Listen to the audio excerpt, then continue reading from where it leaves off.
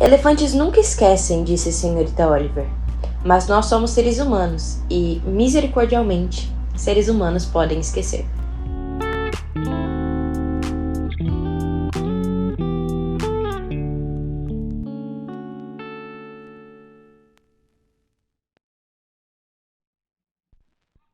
Oi gente, eu sou a Lívia do Cabeceira e estamos em um mês em que com certeza não poderia faltar Agatha Christie, como você já viu pelo título do vídeo, que é um mês de romance policial. Literalmente não tinha como, né, a gente fazer um mês, esse mês especificamente, sem ter Agatha Christie. Vocês já viram aí no vídeo anterior que eu e a Bia estávamos, tipo, quem vai ficar com a Agatha Christie? E eu venci.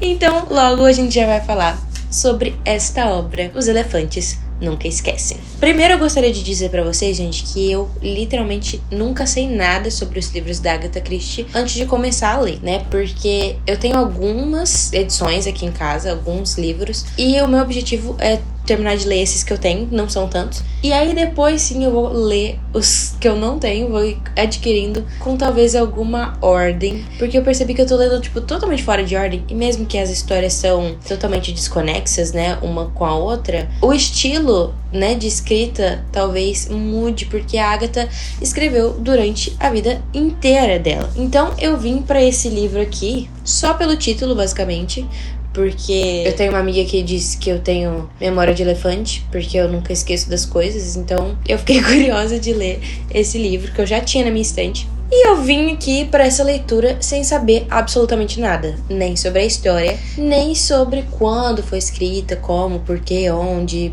blá blá blá. Para contextualizar para vocês já entenderem um pouco aqui da situação. Esse livro foi escrito em 1972. Peraí, gente, pra eu não falar bobeira. Esse livro foi escrito em 1972 e a Agatha Christie morreu em 1976 com 85 anos. Então quer dizer que ela tinha aqui 82 anos, por aí, né? Quando ela escreveu este livro. Quer dizer então que ela já era bem velhinha e talvez ela já tivesse, tipo, cansada de inventar plot novo pra escrever. Crimes novos, né? A gente sabe que, tipo, ela tinha uma criatividade inesgotável, mas que talvez já estava começando a ficar um pouco ali fadigada a este ponto da vida dela. Esse foi um dos últimos livros que ela escreveu com o Hercule Poirot. Na verdade, foi o último livro que ela escreveu, que tem o Hercule Poirot e a Miss Oliver, a senhorita Oliver, que aparece também em outras histórias, né? Porque depois o Poirot vai aparecer em Caio Pano, só que Caio Pano foi escrito bem antes,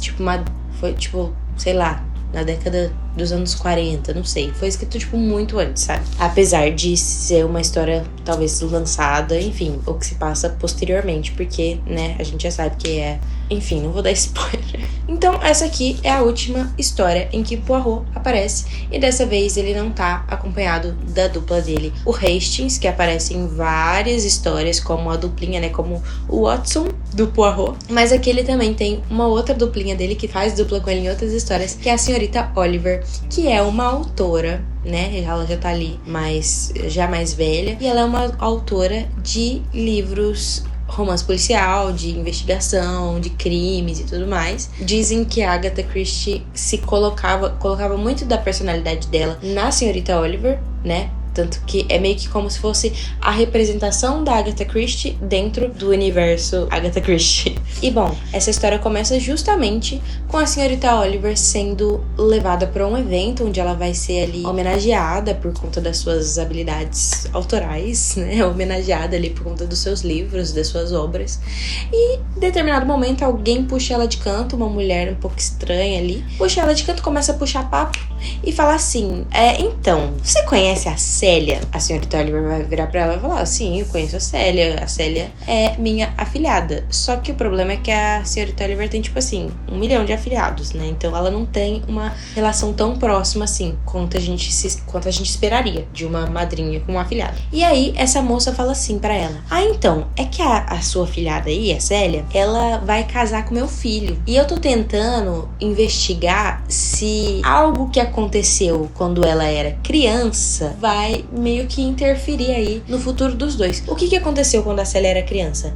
Os pais dela foram encontrados mortos e ninguém conseguiu achar outra justificativa a não ser que foi um suicídio. Tipo, um matou o outro e depois se matou. E ela era uma criança, ela não estava nem presente no dia do crime, mas... Enfim, ela cresceu, entrou no relacionamento com o tal de Desmond. E a mãe do Desmond tá, tipo, preocupada da menina ter, tipo, herdado ali um gene psicopata, um gene assassino dos pais dela. Ela quer impedir, então, a Célia de se casar com o filho dela. A princípio, a senhorita Oliver fica, tipo assim, olha, eu não posso te ajudar com isso, eu não sei de nada, eu nem falo mais com a Célia. Mas ela sai de lá intrigada e o que ela faz? Ela liga pro amigo dela, Hercule Poirot. E ela chega lá no Poirot e fala assim, então, querido amigo, vamos lá, me ajuda a tentar entender, né? Uma moça veio falar comigo sobre esse crime, blá, blá, blá, blá, blá, blá. Você acha que a gente consegue, talvez, desvendar, né? Em determinado momento, ela mesma conversa com a Célia e a Célia fala pra ela, não, eu gostaria de realmente saber o que aconteceu de verdade com os meus pais, porque eu não sei, né? As pessoas não falam sobre isso.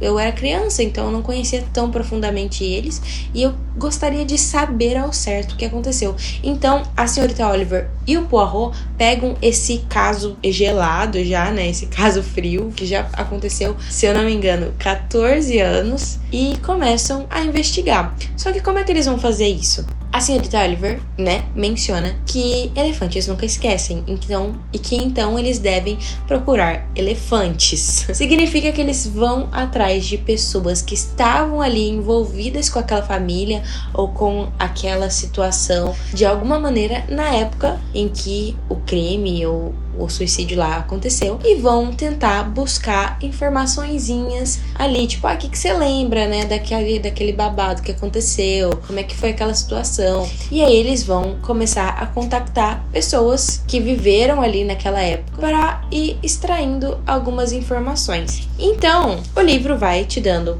várias informações, algumas não são muito confiáveis, mas aí você vai vendo informações que vão se repetindo no depoimento das pessoas, e logo você entende um pouco mais, entende bastante, na verdade, sobre o background dessa situação, né? Desse crime que aconteceu. A princípio a gente acha que vai ser uma história com menos personagens, né? Mas não, a Agatha Christie colocou 1 milhão de personagens, como ela sempre faz, né? Apesar de ter um foco bem claro ali em alguns poucos personagens. E é meio que uma história de flashbacks também, né? Apesar de que se passa o tempo todo no presente, mas eles ficam relembrando muito do que aconteceu. Então, quando aconteceu tal coisa, naquele dia, a fulana fez isso, e aconteceu isso e tal.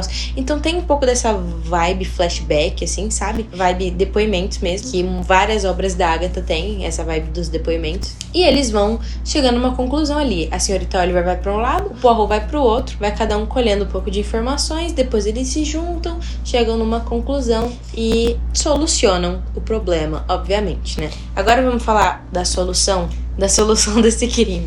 Eles obviamente solucionam, porque eu vi muitas pessoas achando que essa história é muito fraca, justamente porque ela é um pouco óbvia, né? Por isso que eu falei que é importante a gente ter na consciência que a Agatha Christie escreveu isso, tipo, já no final da carreira dela, entendeu? Ela já tinha talvez esgotado as opções de crimes e de coisas surpreendentes ali, não tinha muito o que fazer, então ela recicla várias histórias dela e cria uma história nova. Então, se você lê tentando adivinhar o que vai acontecer, talvez nem tentando, mas principalmente se você é aquele tipo de leitor que lê já tentando juntar as peças e tal, você provavelmente vai adivinhar o que aconteceu antes mesmo do Poirot, porque ela realmente dá muitas pistas, talvez pistas que ela poderia ter guardado um pouquinho mais para soltar mais pro final, mas ela dá muitas pistas, né? O que acontece, gente? Eu vou falar agora com spoilers, né? Os pais da Célia moravam lá numa fazenda, num sítio, não sei o que. Eles tinham um cachorrinho, um cachorrinho importante, que gostava muito da mãe da Célia. E a mãe da Célia tinha uma irmã também,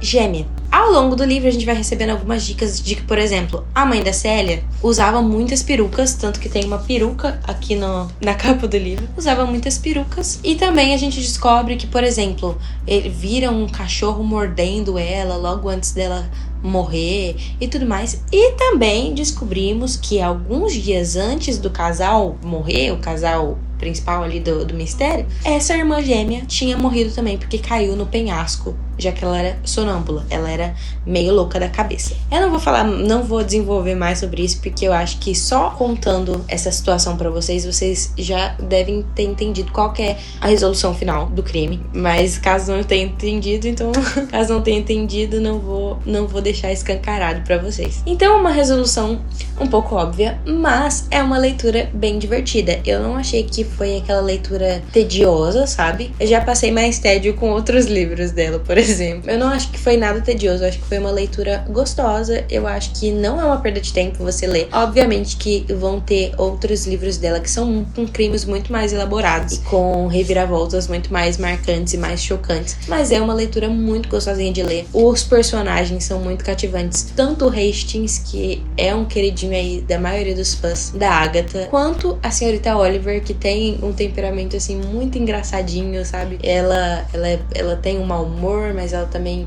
tá sempre, enfim, assim, pra cima, sabe? E vivendo a vida dela. E tem toda essa questão também dela sendo abordada pelos fãs dos livros dela e eles querendo que ela resolva mistério só porque ela escreve livros sobre o mistério, né? Então a Agatha faz esse paralelo com ela mesma, que provavelmente ela recebia muitos desses comentários na vida dela também. Por fim, eu acho que vale super a pena a leitura, principalmente se você gosta de Agatha, né? Não vai ser um desperdício. Tente não ir com expectativas tão altas assim sobre ser um grande mistério mirabolante e talvez você se divirta ainda mais. E é isso, gente. Vocês sabem que a gente não pode falar tanto assim sobre mistério, senão depois a experiência de leitura pode ser estragada de alguma maneira. Então eu vou parar por aqui e agora é com vocês. Me digam se vocês já leram esse livro ou qual livro da Agatha Christie, da Rainha do Crime, vocês mais gostam. Me indiquem aqui, porque eu realmente quero talvez começar a ler os livros dela com indicação ao invés de ler aleatório assim, sem saber do que se trata. Espero muito que vocês tenham gostado, então não deixe de deixar o curtir, de se inscrever no canal caso vocês não sejam inscritos, de mandar pros seus amigos, whatever, gente, engaja, dá uma engajada, sabe? Segue a gente no Instagram também, que sempre tem coisa muito legal por lá. E é isso, vejo vocês no próximo vídeo. Tchau!